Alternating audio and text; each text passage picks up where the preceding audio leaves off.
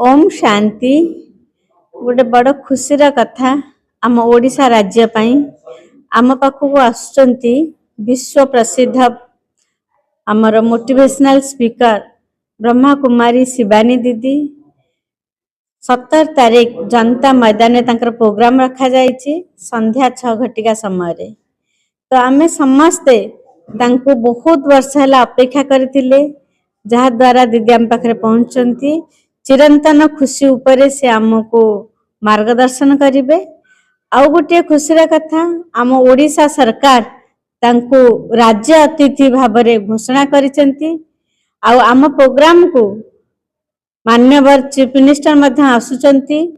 आमे दुईटा programme करूछु सखाळे golden jubilee celebration होची आदरणीय संदेशी दादी भुवनेश्वर आसी ब्रह्मा कुमारी ईश्वर विश्वविद्यालय सेवार जो प्रचार प्रसार करथिले तो से 50 वर्ष पूर्ति अवसर रे आमे गोल्डन जुबली सेलिब्रेशन करूछु।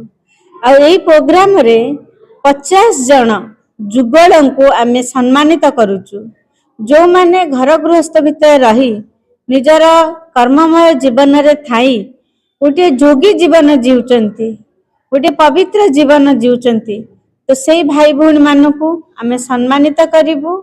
आउ आम दादींकर शतायु भी आमे पालन करूछु।